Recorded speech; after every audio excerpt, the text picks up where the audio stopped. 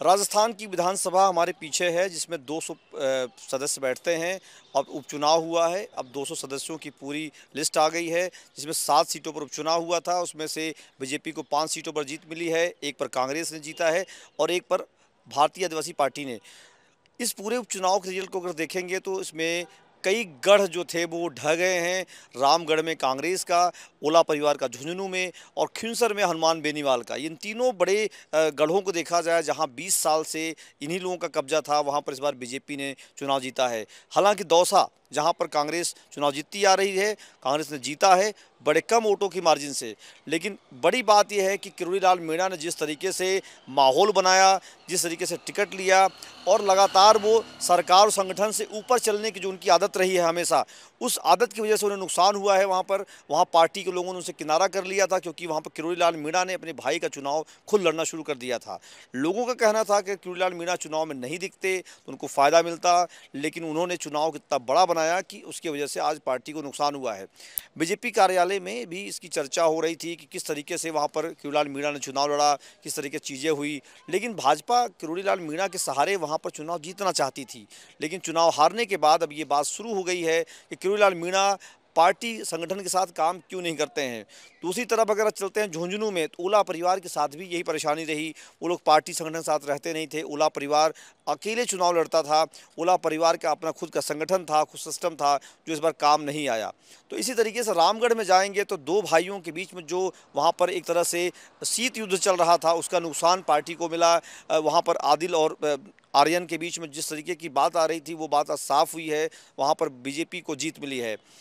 दूसरी बात अगर कर लें, खिंवसर में हनुमान बेनीवाल के साथ जो युवा हमेशा दिखाई देते थे वो इस बार मतदान में कन्वर्ट नहीं हो पाया है, क्योंकि वहाँ पर 13,000 से अधिक मतों से वहाँ पर खिंवसर में आरएलपी की हार हुई है। हालांकि वहाँ पर कांग्रेस की जमानत जब्त हो चुकी है, लेकिन बीजेपी ने जिस जिस तरीके से चुनाव वहाँ लड़ा और जिस तरीके से बीजेपी को वहाँ पर जीत मिली है, उसके तमाम अभी अनुमान लगाए जाएंगे, उसके जातिगत समीकरण खोजे जाएंगे। लेकिन वहाँ पर हनुमान बेनीवाल के हार के बहुत सारे कारण सामने आ रहे हैं।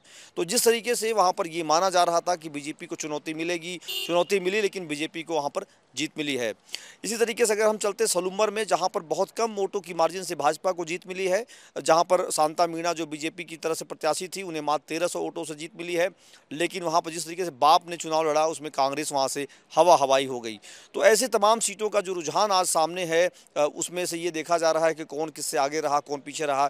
देवली उनियारा में सबसे अधिक जो बीजेपी ने बढ़िया मतदान से चुनाव जीता, वहाँ पर जो है नरेश मीणा बड़ा फैक्टर सामने आए, जिन्होंने वहाँ पर कांग्रेस से भी अधिक वोट लिया। तो ऐसे में अगर देखा जाए, 7 सीटों के रुझान में बीजेपी 5 सीटों पर चुनाव जीत चुकी है।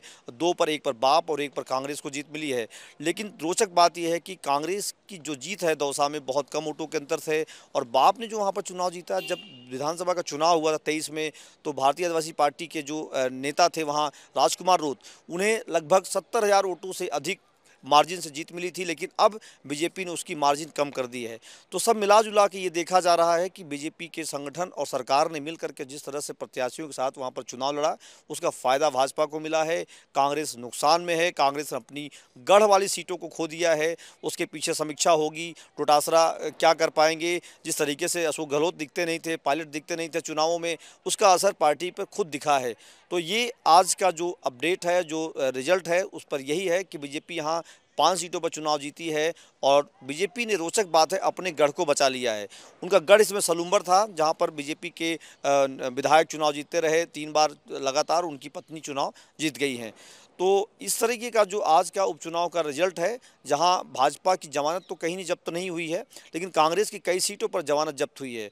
उसमें से बड़ी सीट ये रही है कि जिस तरीके से खिंवसर में कांग्रेस को नुकसान हुआ है, वो बहुत चिंतनीय है। सोचा जा रहा होगा, पार्टी में उसकी समीक्षा भी होगी, उसके तमाम कारण बताए जा रहे हैं। फिलहाल रिजल्ट आ चुका है और अब चुनाव के बाद सरकार की तरफ लोगों का रुझान बढ़ेगा कि कहाँ कहाँ बदलाव होगा, मंत्रिमंडल में फेरबदल होगा, संगठन में किसे क्या जगह मिलेगी। इन चीज़ों पर लोगों की नजरें टिकी हुई है। एबीपी लाइव के लिए संतोष कुमार पांडे, जयपुर।